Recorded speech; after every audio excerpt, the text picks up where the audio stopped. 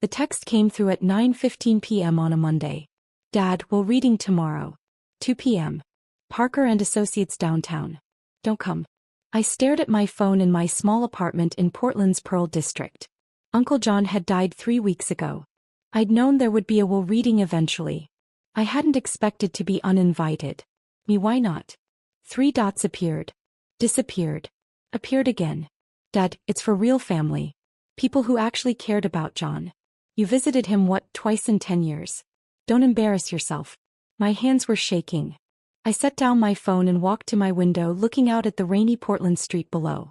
Twice in 10 years. That's what they thought. My phone buzzed again. Dad, your brother and sister will be there. Your mother. Your aunts and uncles. People who were actually present in John's life. You don't belong there. I picked up my phone with steady hands and typed one word. Me okay. Then I set an alarm for 12:30 p.m. and went to bed. I'd been lying to my family for 8 years. Not about anything dramatic. Not about a secret life or hidden identity. Just about where I spent my Sunday afternoons. Working, I'd tell them when they called. Double shift. Catching up on charts. Hospital meeting. My family never questioned it. Why would they? I was a physician assistant in the ER at Providence, Portland. Healthcare workers always worked weird hours. Always had meetings. Always had charts to catch up on. But the truth was different. Every Sunday for 8 years from 1 p.m. to 5 p.m., I drove to Uncle John's house in Selwood. We'd have lunch together. Watch whatever game was on. Work in his garden. Talk about everything and nothing. Uncle John was my father's older brother. 68 when he died. Never married. No kids. Retired electrician who'd spent 40 years working for the city. He lived in the same house he'd bought in 1985. A small craftsman bungalow with a front porch and a garden that took up most of his yard. Tomatoes, peppers, herbs, flowers. He spent hours out there every week. When I was 26 and had just finished PA school, drowning in debt and working exhausting shifts, I'd stopped by his house one Sunday to drop off something my mother had sent. A birthday card maybe. Something obligatory. Uncle John had invited me in. Made me lunch. Grilled cheese and tomato soup, simple and perfect. We'd ended up talking for 4 hours. You should come back next week, he'd said. If you want. I make a mean pot roast. I came back. And kept coming back. Every Sunday. For 8 years. We'd cook together. He taught me his recipes. Pot roast, chili verde, albondigas soup. Everything his mother had taught him. We'd work in the garden. He taught me about tomatoes, about soil pH, about when to plant and when to harvest. We'd watch whatever was on TV. Blazers games, Timbers games, cooking shows, documentaries. Didn't matter. The company mattered. And we'd talk. About his life. About mine. About his years as an electrician. About my patients. About books and politics and family and regrets and dreams. He became my best friend. Why don't you tell your family you come here? He'd asked once, maybe 2 years in. Because they'll make it weird, I'd said. They'll ask why I'm spending so much time with you. They'll think I want something. Or they'll feel guilty and start visiting out of obligation, and then you'll have to pretend to enjoy visits from people who don't actually want to be here. Uncle John had nodded. You're probably right. Your father calls me every few months. Asks how I'm doing. Tells me I should sell the house and move into a retirement community. He means well, but it's not the same as being here. No, it's not. So we kept it our secret. My family thought I was working on Sundays. Uncle John's neighbors knew me, knew I came every week, but they'd never met my family, so there was no one to accidentally mention it. For 8 years I showed up. Rain or shine. Through the Portland winters and the hot summers. Through my own relationship dramas and career stresses. Through Uncle John's health scares and his good days and bad days. I missed exactly 4 Sundays in 8 years. 2 for a vacation to Hawaii. 1 when I had the flu so bad I couldn't drive. 1 when Uncle John himself was in the hospital and told me not to come because visiting hours didn't align with our usual time. My family visited him maybe 6 times in those 8 years. Obligatory holiday visits. Christmas dinner a few times. Thanksgiving once. Always as a group, always briefly, always with the air of checking off a box. 3 weeks ago, Uncle John had a massive stroke. I was at work when I got the call from the hospital. They'd listed me as his emergency contact 2 years earlier, though my family didn't know that. I'd rushed to Providence St. Vincent, still in my scrubs. Found him unconscious in the ICU. The neurologist told me the damage was extensive. He wouldn't recover. I'd called my father from the ICU waiting room. Uncle John had a stroke, I'd said. It's bad. How bad? Life support bad. The doctors say he won't wake up. Silence. Then, Jesus. We'll come down tomorrow. He's at St. Vincent's. ICU 3rd floor. Got it. Thanks for calling, Sophia. They'd come the next day. Dad, Mom, my older brother Marcus, my younger sister Elena. They'd stood around his bed for 15 minutes, looking uncomfortable. Mom cried quietly. Elena took a photo of the monitors, which felt weird, but I didn't comment. The doctors say there's no hope? Dad had asked. No. The brain damage is too extensive. So we need to make decisions. About life support. Yes. Who's the medical power of attorney? I'd pulled out the document Uncle John had signed 2 years ago. I am. Dad's eyebrows had shot up. You? Why you? He asked me to be. A couple years ago. Why didn't we know about this? I don't know, Dad. Maybe ask Uncle John. I gestured to the unconscious man on the bed, immediately felt guilty for the sarcasm. This seems irregular, Dad had said. It's legal. The hospital confirmed it. They'd left after 30 minutes. I'd stayed for 8 hours. Left only to work my shift, came back after. Did that for 3 days until Uncle John passed quietly, with me holding his hand. The funeral was small. Family only. Uncle John had specified that in his will. No big production, just immediate family at the graveside. We'd stood in the rain at Riverview Cemetery. The priest said generic words about eternal rest. My family cried appropriately. I stood silently, too hollowed out to cry in front of them. Afterward, at my parents' house in Lake Oswego, the family had gathered. Sandwiches and coffee and quiet conversation. Did John have much? Uncle Robert had asked. Robert was Dad's younger brother, a real estate agent in Beaverton. Watch what? Dad replied. Money. Assets. That house in Selwood has to be worth $600K at least. Plus his pension savings. I don't know, Dad said. His lawyer called. Said there's a will reading next week. Who's the executor? His attorney. Some guy named William Parker. My Aunt Linda had chimed in. John lived simply. He probably left it all to you, David. You're the closest family. Maybe, Dad had said. We'll see. No one asked me anything. No one mentioned that I'd been listed as medical power of attorney. No one seemed curious about why. I'd left early, claiming a shift at the hospital. That was 2 weeks ago. Now at 12:30 p.m. on Tuesday my alarm went off. I got dressed in my one good suit, charcoal gray, worn for job interviews and the rare court appearance for patient cases. I drove downtown to the address Dad had texted. Parker and Associates occupied the 10th floor of a building near Pioneer Courthouse Square. Marble lobby, mahogany doors, the kind of place that screamed expensive legal services. I checked in with the receptionist at 1:50 p.m. Sophia Martinez for the John Martinez estate reading. She checked her computer. Yes, Ms. Martinez. Conference room B. Down the hall, last door on the left. You're a few minutes early. That's fine. I walked down the hallway, my heart pounding. Maybe Dad was right. Maybe I didn't belong here. Uncle John had left everything to his brothers as was proper. I was just a niece. The medical power of attorney thing was probably just convenience because I was in healthcare and could understand the medical terminology. I reached conference room B. Took a deep breath. Opened the door. Dad was already there, sitting at a large table with Mom. Marcus and Elena sat across from them. Uncle Robert and Aunt Linda. A few cousins I barely knew. And at the head of the table, a man in his 60s with white hair and a kind face. He looked up when I entered. Dad saw me and his face flushed red. What are you doing here? Attending the will reading, I said quietly. I told you not to come. This is for family. I am family. You know what I mean. People who were actually in John's life. You visited him twice in 10 years, Sophia. David, the lawyer said calmly. Ms. Martinez is named in the will. She's required to attend. Dad's expression shifted from anger to confusion. Named in the will? For what? A token amount. Please everyone take a seat, the lawyer said. I'm William Parker, John's estate attorney. We'll begin in just a moment. I sat in the only empty chair at the far end of the table from my family. Elena was staring at me. Marcus looked uncomfortable. Mom was whispering something to Dad.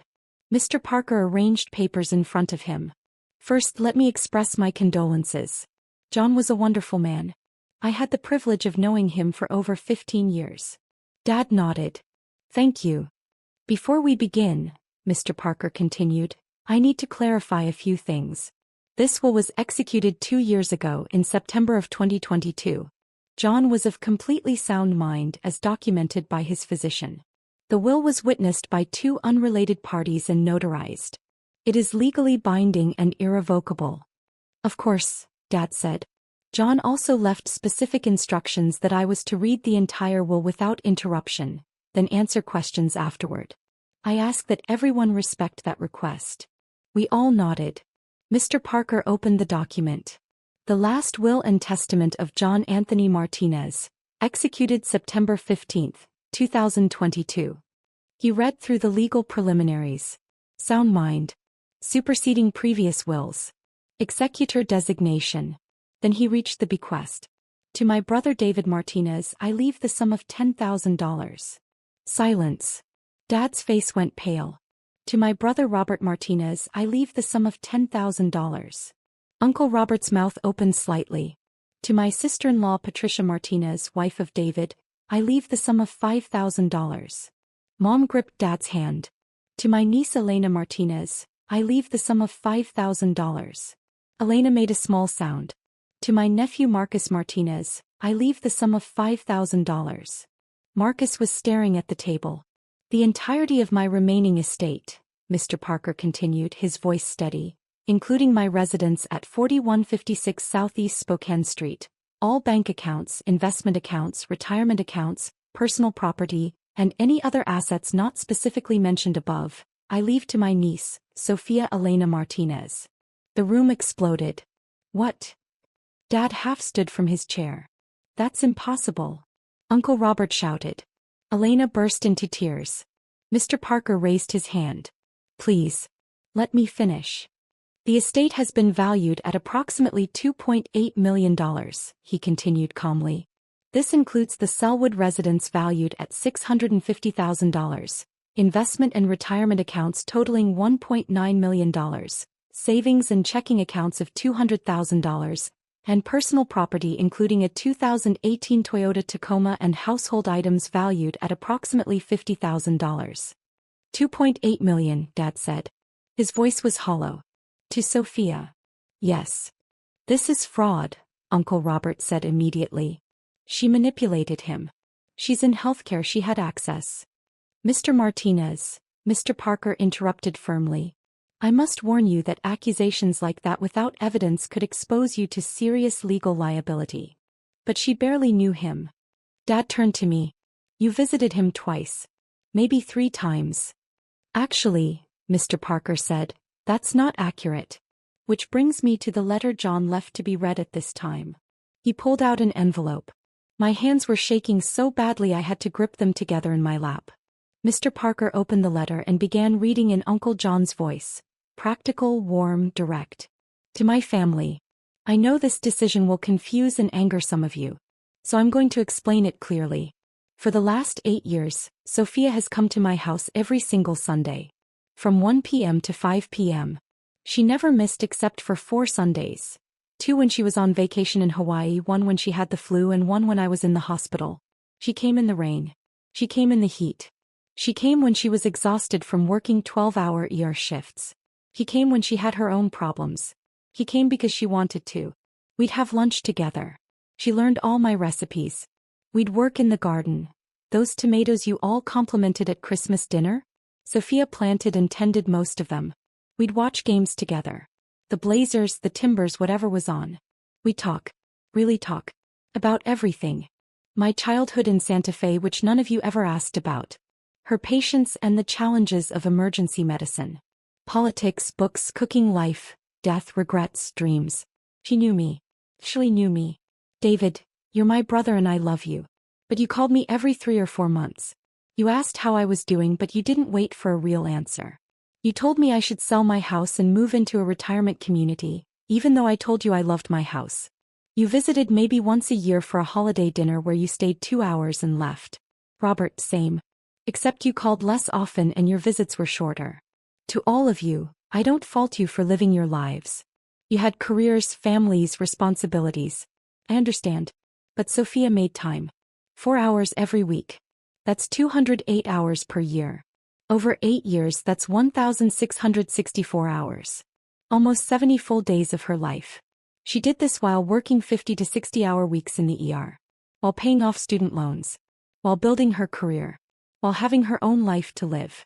She did it because she loved me. Not because she expected anything. Because she saw me as a person worth spending time with. When I was diagnosed with atrial fibrillation 3 years ago, Sophia took me to every cardiology appointment. He helped me understand my medications. She made sure I was taking them correctly. She called me every morning to check that I'd taken my blood thinner. When I had a cancer scare 2 years ago, she held my hand through the biopsy. Sat with me while we waited for results. Celebrated with me when it came back benign. None of you knew about any of this. Because you didn't ask. You didn't know I had AFib.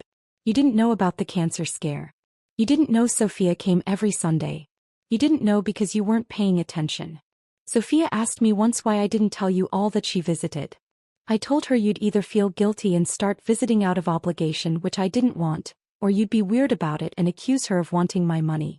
Looks like I was right about that second part. Here's the thing. Sophia didn't know about my money. Not specifically. She knew I owned my house. She knew I had a pension. But we never discussed my investments or savings. I made sure of that. When I asked her to be my medical power of attorney 2 years ago, she tried to refuse. Said it should be David as my closest living relative. I insisted. I wanted someone who would actually understand what the doctors said and make decisions based on what I wanted, not what was convenient. He did that perfectly. When I had the stroke, she stayed with me. The nurses told me later, well, they told my lawyer since I was unconscious, that Sophia spent almost 72 straight hours at the hospital, leaving only for her work shifts. He held my hand. She talked to me even though I couldn't respond. She advocated for my comfort. David, you visited for 30 minutes. You asked about legal paperwork and who would make decisions. Then you left. I'm not telling you this to hurt you. I'm telling you so you understand. Sophia earned this inheritance through 8 years of showing up. Through 1,664 hours of choosing to spend time with me. Through caring about me as a person, not as an obligation or a future source of money. The monetary breakdown is this. At 1,664 hours over 8 years, I'm leaving Sophia approximately $1,683 per hour of companionship. That seems fair to me. David and Robert, your $10,000 each works out to about $200 per visit over 8 years. Also fair. Everyone else, your $5,000 amounts are token acknowledgments that you are family and I did love you even if you weren't present. If you're angry about this, ask yourself, when was the last time you spent 4 hours with me? When was the last time you asked about my life and actually listened to the answer? When was the last time you showed up without being asked? Sophia did that every week for 8 years. That matters. That's what I'm rewarding.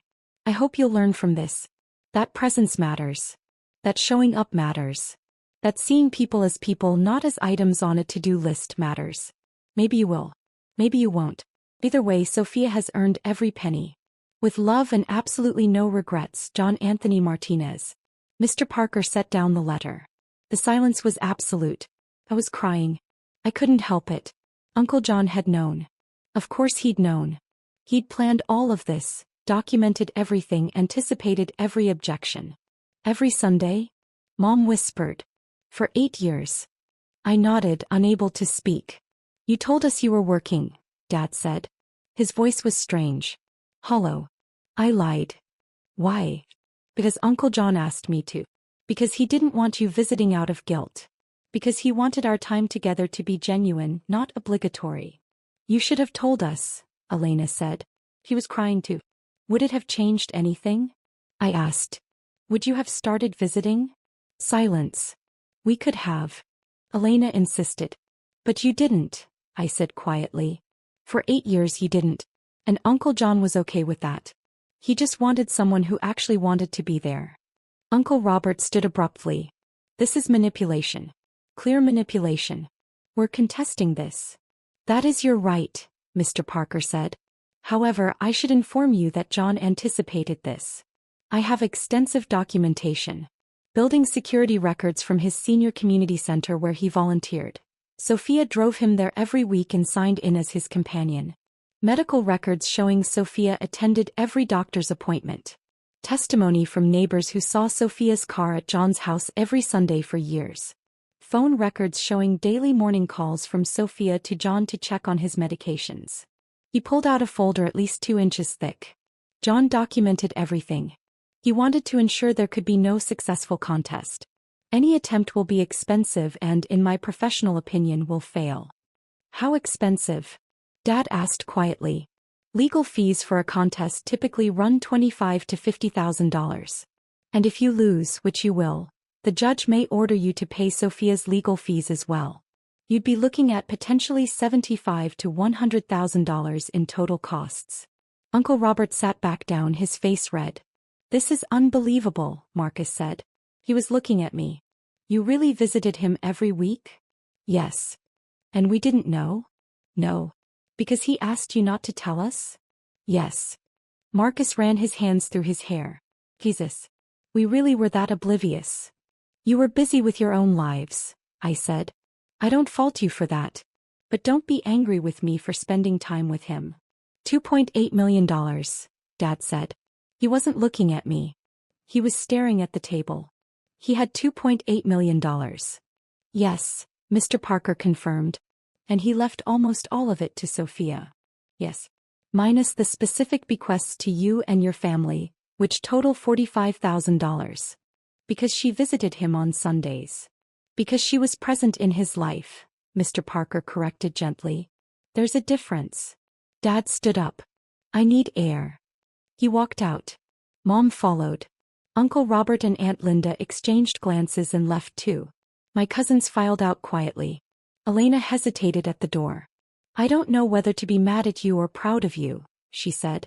You can be both, I replied. She left. Marcus stayed. I'm not going to contest it, he said. For what it's worth. Okay. I'm shocked. And yeah, part of me is jealous. $2.8 million it's life-changing money. I know. But you earned it. He shook his head.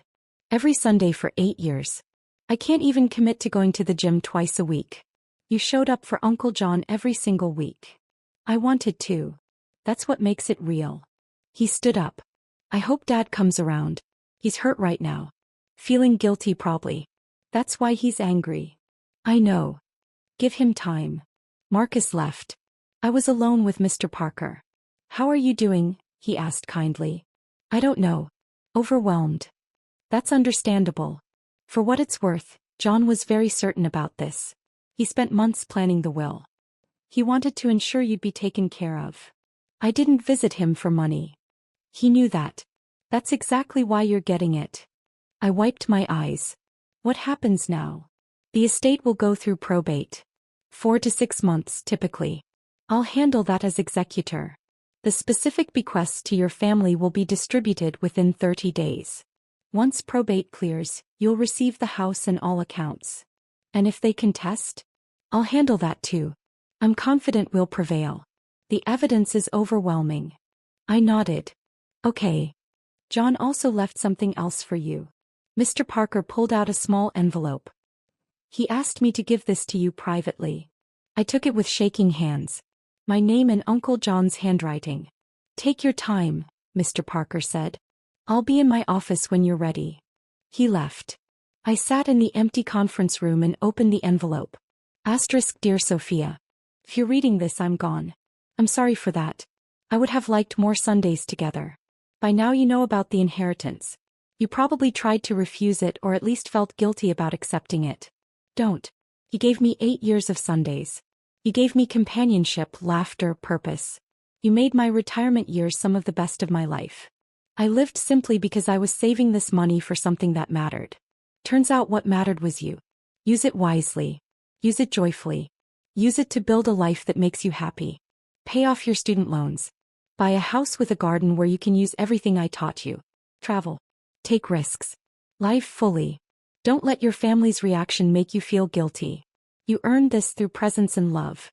That's the most valuable currency there is. Thank you for every Sunday. Thank you for every conversation. Thank you for seeing me as a person, not as an old man marking time. You made my life better. I hope this money makes yours better too. With all my love, Uncle John. The Tacoma is yours too. I know you've been driving that beat-up Civic for years. The truck is paid off, well-maintained, and has a great sound system for singing along to whatever bad music you kids listen to these days. Asterisk. I sat in that conference room and sobbed. The next 3 weeks were brutal. My phone blew up with messages from extended family. Cousins I hadn't spoken to in years demanding I do the right thing and split the inheritance. Aunt Linda called me a manipulator. Uncle Robert threatened legal action daily. Dad didn't speak to me at all. Mom called once. How could you keep this secret for 8 years? She asked. Uncle John asked me too. You should have told us. We could have visited too. Would you have? Really? Silence. I'm not giving back the money, Mom. I'm not asking you to. I'm trying to understand. What's to understand? I loved Uncle John. I spent time with him. He appreciated it. That's all. It feels like a betrayal, she said quietly. Of who? Of us. Your family. I didn't betray anyone. I just showed up for someone who needed me to. She hung up. True to his word, Marcus didn't contest. Elena called 2 weeks after the reading, crying. I should have visited him more. I should have cared more. He loved you anyway, I told her. He just loved differently based on how present people were. Will you share any of it? With me and Marcus. Elena. I'm not demanding. I'm asking. As your sister. I'll think about it. Okay. 4 weeks after the will reading, Uncle Robert filed a contest. Grounds. Undue influence, isolation of the deceased, taking advantage of his vulnerability as an elderly person. Mr. Parker called me. Don't worry. We expected this. Do you have evidence of your relationship with John? Photos, texts, anything. I spent the weekend gathering 8 years of documentation. Hundreds of photos of Sunday afternoons. Thousands of text messages. On my way. See you soon. Thanks for lunch, that pot roast was perfect.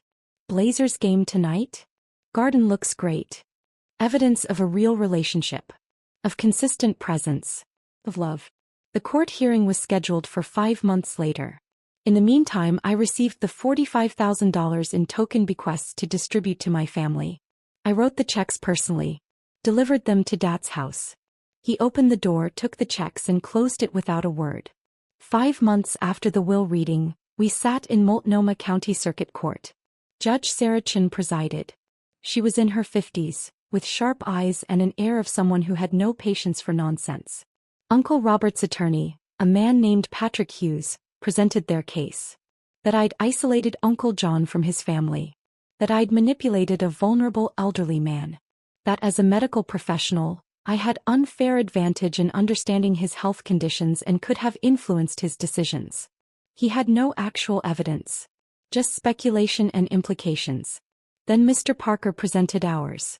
Documentation from Uncle John's volunteer center showing I'd signed in as his companion every Wednesday evening for 5 years.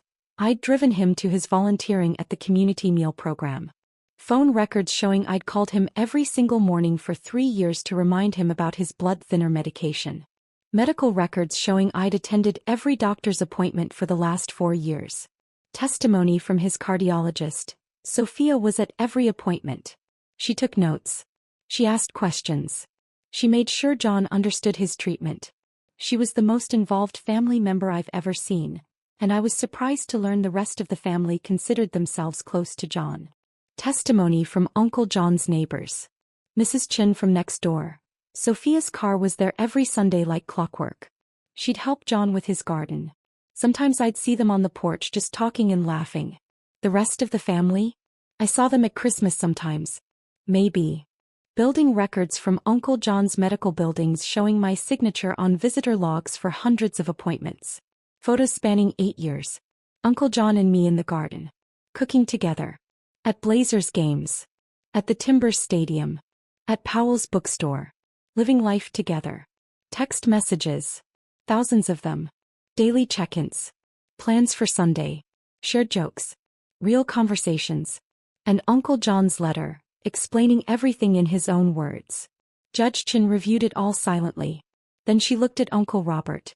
Mr. Martinez, I've practiced law for 28 years. I've seen legitimate cases of elder abuse and manipulation. This is not one of them. Uncle Robert's attorney started to object, but Judge Chin held up her hand. Your brother left a clear, documented explanation of his decision. He was evaluated by multiple physicians and found completely competent. The evidence shows an 8-year pattern of consistent care and companionship from Ms. Sophia Martinez.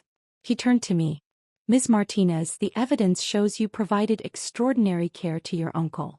You did so while working full-time in a demanding profession. You did so without expectation of inheritance. The documentation shows your uncle never discussed his financial situation with you. Back to Uncle Robert. If you wanted to inherit, you should have been present in his life. Your brother made his wishes clear. He valued presence over blood relation. That was his right. She banged her gavel. Contest denied. John Martinez's will stands as written. Furthermore, given the complete lack of evidence supporting this contest, I'm awarding Ms. Sophia Martinez her legal fees, to be paid by the contesting party. Mr. Martinez, you'll also pay court costs. Mr. Parker leaned over. That's $32,000 they owe you. Uncle Robert stood up and walked out without looking at anyone. Outside the courthouse, Dad was waiting. He'd attended the hearing but hadn't sat with Uncle Robert's side of the room. Just in the back, observing. Sophia, he said. Dad. I'm not going to apologize, he said. I'm still processing all this. Still angry, honestly. Okay. But I wanted you to know. I'm not contesting. And I convinced your mother not to either. Thank you. That letter John wrote. Dad's voice cracked slightly. The part about me asking how he was but not waiting for an answer. That was true. I did that. Every time. I said nothing. I thought I was being a good brother. Checking in. Staying in touch. But I wasn't really present, was I? You did what you could with the time you had, I said quietly. No. I did the minimum. You did what you could. There's a difference. We stood in silence. I'd like to try, Dad said. To be more present. With you at least. If you'll let me. I'd like that. 6 months after Uncle John's death, the estate cleared probate. I inherited everything. The house in Selwood. The investment accounts. The savings. The $2.8 million. I sat on Uncle John's front porch. My front porch now, on a Sunday afternoon drinking coffee and looking at the garden. The tomatoes were coming in. I'd planted them myself this year, using everything Uncle John had taught me. The soil was perfect, the spacing correct, the varieties he'd recommended. I thought about what to do with it all. The money. The house. The future. I called Mr. Parker first. I want to set up a scholarship fund. 4 PA students from low-income backgrounds. $50,000 a year. Your uncle would love that. And I want to donate to the American Heart Association. For AFib research. $100,000 in Uncle John's name. Wonderful. I made more decisions over the following weeks. I kept the house and moved in. From my small Pearl District apartment to Uncle John's craftsman bungalow with the big garden and the memories of Sunday afternoons. I paid off my $180,000 in student loans. Every penny. The weight that lifted when I made that final payment was indescribable. I invested most of the rest conservatively. Enough to know I'd be financially secure for life. I kept working at Providence, Portland. Same shifts. But now without the constant financial stress.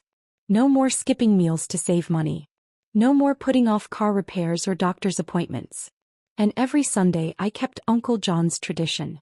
I cooked his recipes. Worked in the garden. Watched whatever game was on.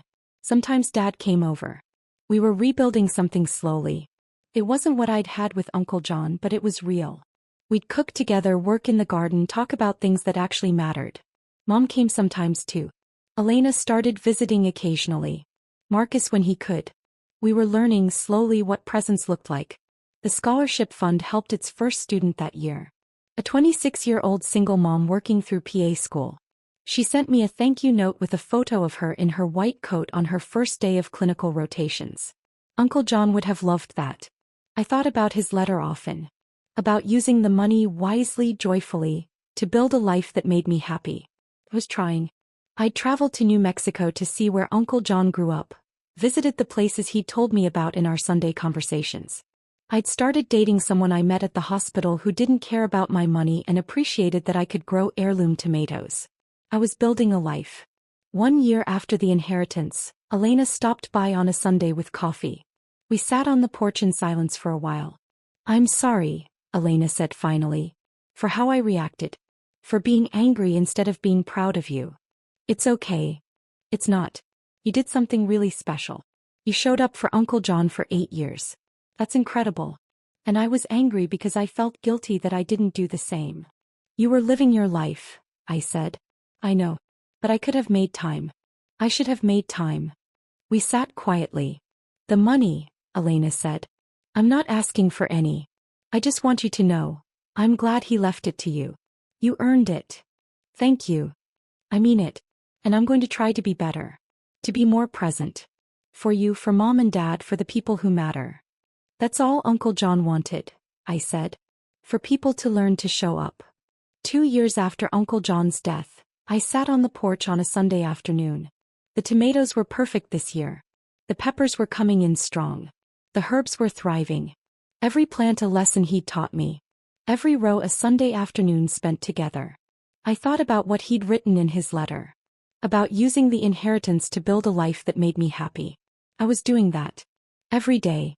The money had changed my life. Eliminated debt. Provided security.